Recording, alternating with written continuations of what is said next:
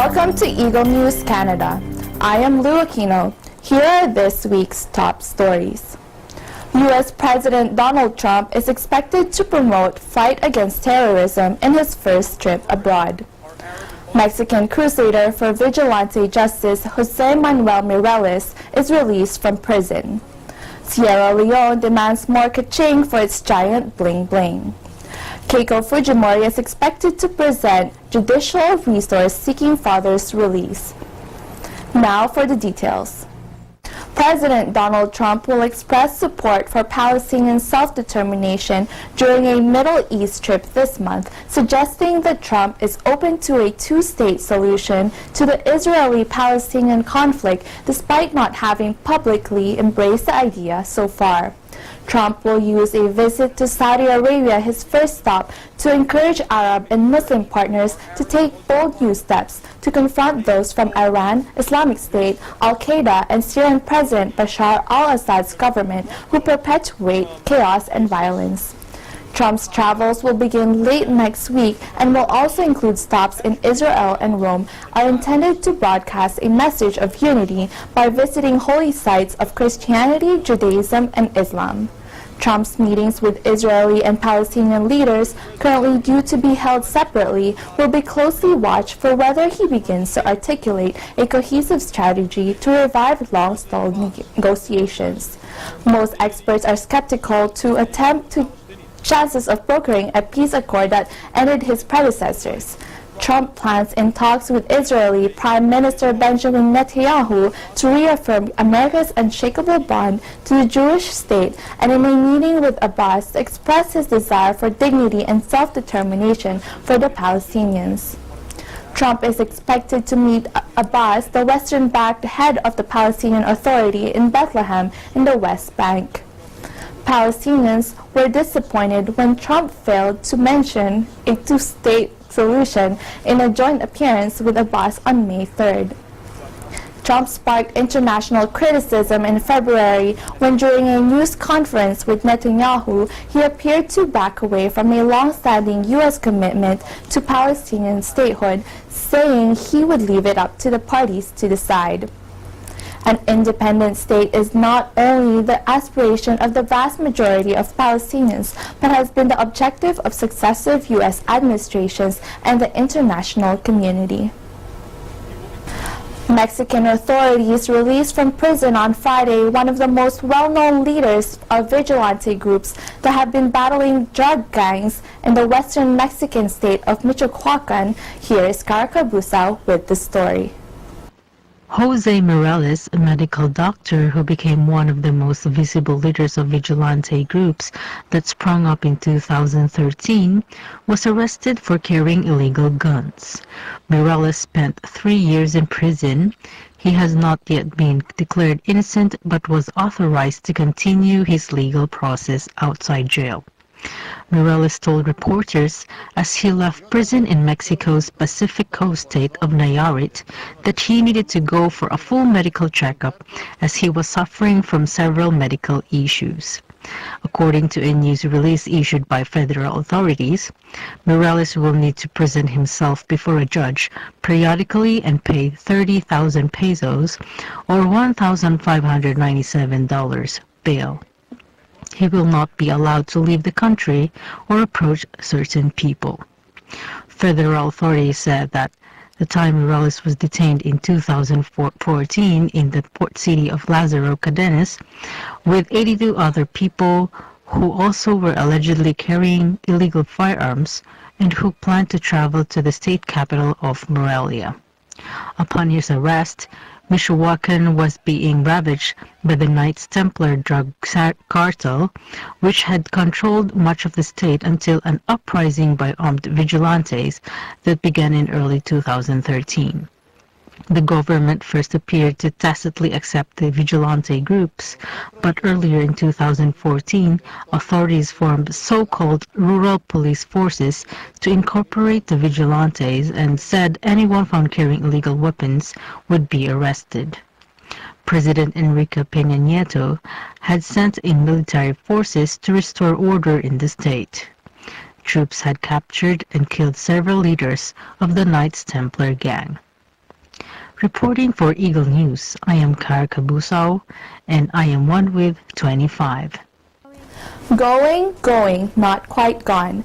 This is one of the world's largest diamonds discovered by a religious pastor in eastern Sierra Leone's Kono. But an auction for its sale in Freetown has failed after the government rejected the winning offer. 5 bids in sealed brown envelopes were handed to auctioneers and ranged from $2 to $7.8 million, the top bid coming from a man named Zayad Al-Mahdi on behalf of a Belgian dealer. The government deemed the price tag was too small for the largest uncut diamond to be found in the country for 40 years. And for the idea of just how enormous the stone is, the engagement ring that Brad Pitt gave to Angelina Jolie had a 7-carat stone. At 706 carat, Sierra Leone's gem is over 100 times bigger. The government say it'll now hold an international auction, bidding of its own to find a buyer willing to upsize the price tag. Politician and daughter of former Peruvian President Keiko Fujimori said she would present a new legal remedy next week seeking the release of her father, who is carrying out a 25-year prison sentence for human rights abuses. The announcement came after the incumbent president Pedro Pablo Kuczynski refused to consider a pardon for Fujimori, and after the Congress rejected a bill to allow prisoners of 75 years and above to complete their sentence under house arrest. Doctors also reported 79-year-old Alberto Fujimori had been transferred to intensive care after having recorded low blood pressure and low oxygen levels. Keiko Fujimori released a video on Friday saying she would sign and present a habeas corpus of liberty next week seeking her father's release. She said Kuczynski was responsible for considering such cases one by one, adding that he had placed Fujimori's release on his agenda despite the president having rejected talk of pardoning Fujimori from his jail term. Fujimori, who is accused of human rights abuse and corruption during his 1990 to 2000 presidency, has reported various medical problems in recent years in jail. Opinion in Peru is mixed on Fujimori's legacy in the country. For many, he is considered a corrupt dictator, while others credit him with fixing a broken economy and quashing a bloody insurgency in the 1990s. Coming up, floodwaters begin to recede in Montreal, Canada. Canada maintains its perfect record in international hockey. Debt concerns lead to Canada Bank's rating downgrade. Eagle News Canada will return shortly. Welcome back. You are watching Eagle News Canada. Floods devastated residents in the provinces of Quebec and Ontario earlier this week. Here's EBC's Lynn Espiritu with the report. The floods in Quebec and Ontario forced schools and government buildings to close down, as Quebec grappled with the worst flooding in decades. Montreal, Quebec's largest city, declared a state of emergency on Sunday, and the military was sent in to assist. CBC News reported the Canadian military deployed approximately 1,200 troops to help deal with the flooding. Approximately 60 millimeters of rain, or 2.4 inches, fell in eastern Ontario and western Quebec late last week. Both provinces have been dealing with fallout from heavy spring rainfall, and at least 124 Quebec municipalities were affected by flooding that inundated thousands of residences and forced the evacuation of homes.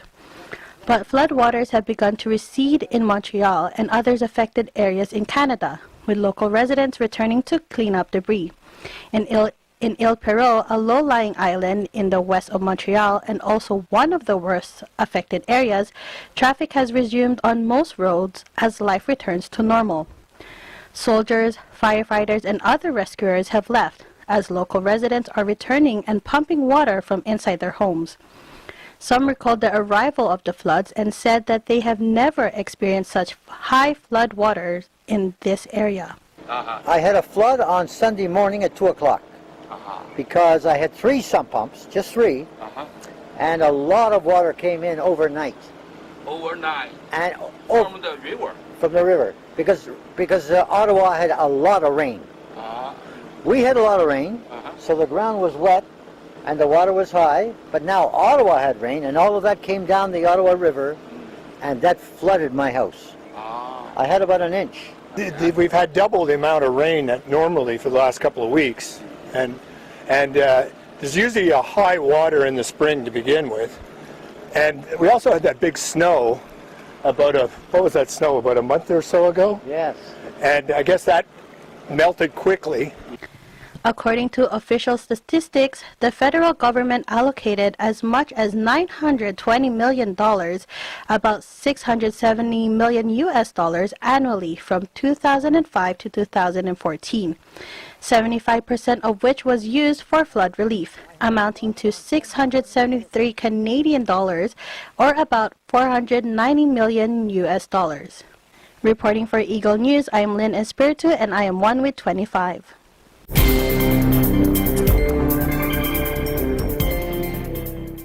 Title holders, Canada maintained their perfect record at the World Ice Hockey Championship on Thursday, sealing a late 3-2 win over tournament co-host France at a sold-out Paris-Bercy arena.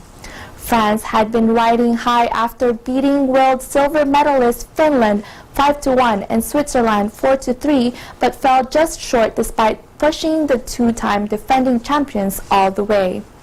The French, co-hosting the tournament with Germany, led until late in the second period thanks to goals from Oliver Malka and Damien Fleury before a Claude Giroux equalizer got Canada back on track.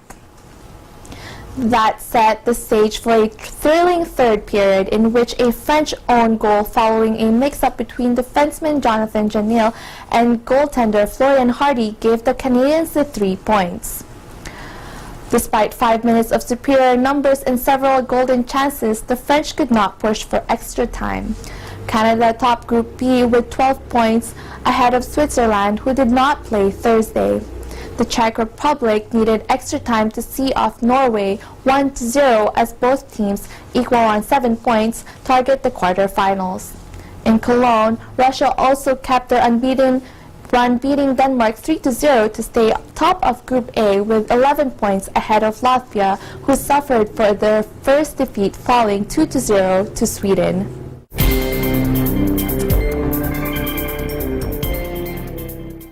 Moody's had downgraded its ratings for Canada's 6 largest banks by 1 notch, citing concerns over their exposure to risky mortgages. The move targeted the Toronto Dominion Bank, Bank of Montreal, Bank of Nova Scotia, the Canadian Imperial Bank of Commerce, National Bank of Canada, and the Royal Bank of Canada. In a statement released late Wednesday, the agency said the banks are likely to face a more challenging operating environment as Canadians pile on more and more debt as they purchase homes at record high prices, raising fears of a real estate bubble. The downgrade means the banks will have to pay more to borrow money, which could lead to higher interest rates and fees charged to customers in order to make up for lost profits. Moody's noted an increase in private sector debt to GDP to 185.0% in 2016, up from 179.3% for 2015. The increase was led by Canadians' household debt, which is now at a record high of 167.3% of disposable income at home price appreciations. Following the announcement, the 6 banks' stock price fell about 1 to 2%. Up next, Kathleen Cruz brings the latest in show business with entertainment this week. Concept cars stole the spotlight at the Vancouver International Auto Show. The Iglesia ni Cristo in Eastern Canada joins church members worldwide in a God's Message magazine drive.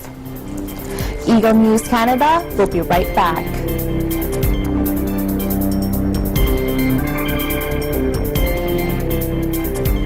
Welcome back. You are watching Eagle News Canada. I am Lou Aquino. Bringing us up to date with showbiz, here is Kathleen Cruz for entertainment this week.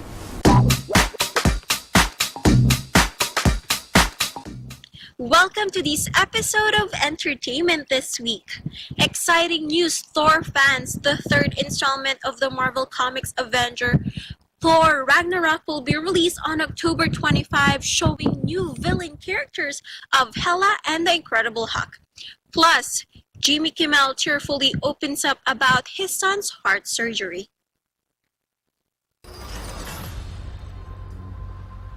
The first teaser trailer for Thor Ragnarok has been released, and it shows Thor, played by Chris Hemsworth, with a new look, showing us a first glimpse of Kate Blanchett as Hela. Thor Ragnarok sees Thor trying to prevent Hela unleashing Ragnarok on Asgard. The trailer shows the return of fellow Avenger the Incredible Hulk and villain brother Loki, portrayed by Tom Hiddleston, while Thor's love interest Jane, played by Natalie Portman, who is reported not to be returning for the third in the franchise because of her pregnancy. The film will be released on October 25 internationally.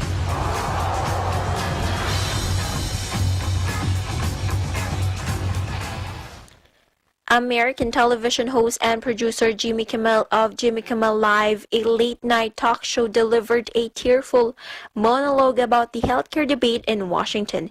He opened his show by sharing the news that his newborn son has survived after going through an open-heart surgery. William John, Jimmy Kimmel's son, had a birth defect called tetralogy of Fallot with pulmonary artesia, a congenital heart defect with 4 different heart problems, having a hole in the wall between the heart's chambers, narrow valve between heart and lungs, thick right chamber, and misplaced blood vessel. Kimmel asks that people reach out to their congressman and make sure that no parent needs to decide if they can afford to save their child's life. The healthcare bill, an attempt by President Donald Trump to replace the Affordable Care Act of 2010, has been changed several times as Republicans have tried to balance demands by conservatives for a maximum Obamacare rollback with moderates' worries about angering voters who like parts of the law. White House spokesman Sean Spicer reacted to Kimmel's comments, saying the concern for any child that needs care is the reason why the president fought so hard to improve the bill, to make sure that there was an extra layer of protection for anybody with a pre-existing condition, no matter their stage in life.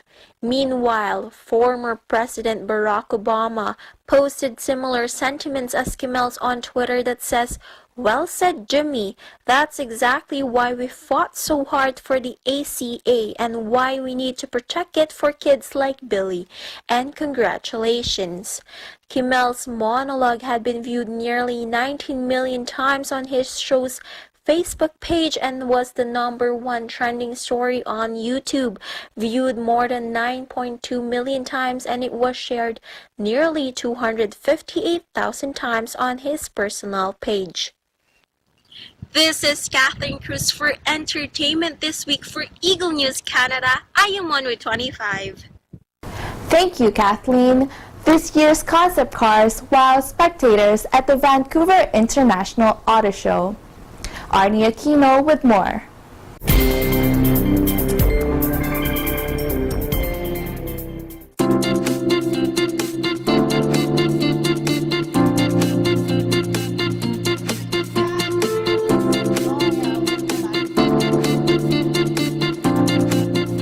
Here at the Vancouver Convention Center, new futuristic ideas are on display at the International Auto Show. Concept cars dominate the show floor, from old favorites to new models, giving us a glimpse of what's going to hit our streets in the near future. The 97th Vancouver International Auto Show attracted many businesses and guests to the Vancouver Convention Center in the heart of downtown. For those wanting to go green, environment-friendly vehicles were not in short supply. Also, apart from up-and-coming manufacturers ready to win the heart of car enthusiasts, the auto show displayed an array of concept cars. The Acura Precision concept stole the show. It communicates Acura's focus on performance and prestige through its ultra-low and wide stance, long dash-to-axle ratio, deeply sculpted surfaces, and the debut of a new diamond pentagon grille. Acura's concept car emphasizes high-contrast details and the intersection of modern, sheer surfaces and muscular organic sculpting. For car lovers, there was definitely something for everyone here in Vancouver. From the Vancouver Convention Center, reporting for Eagle News, my name is Arnie Aquino. I am 1 with 25. Thank you, Arnie. Members of the Church of Christ share the church's official magazine, God's Message, with neighbors and friends in Eastern Canada. Marco Zerudo reports. The need to communicate is indeed inherent in all people, whether it be in person, through video, or nowadays, even through our cell phones. The way people communicate has indeed changed over time.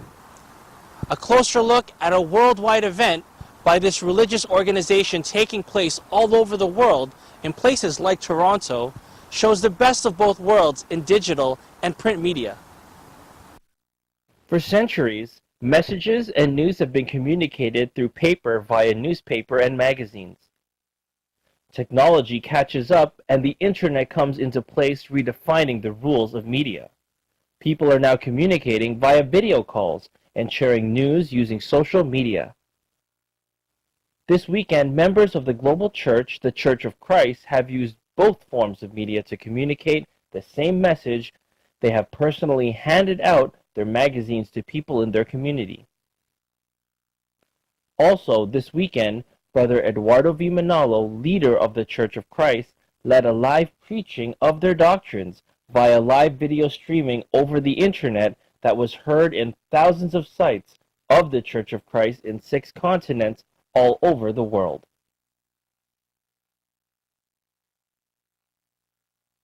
My name is Alex Peña, and I'm here from Mexico.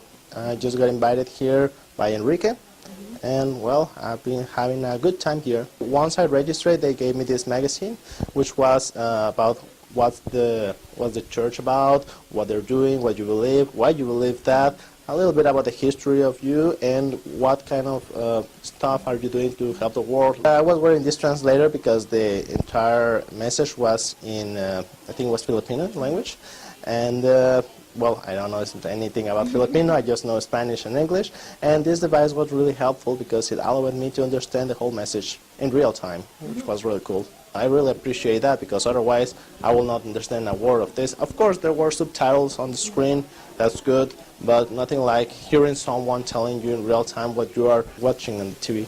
I'm very happy that this technology exists right now because you don't have to travel so far to get the same message, and that's something really positive about it. Print and digital media are but milestones in this ever-changing landscape of how people communicate with each other. Like the members of the Church of Christ have shown, it is that need to communicate, to share their message, that for them will never change. Reporting from Toronto, Canada, this is Marco Zerudo for Eagle News.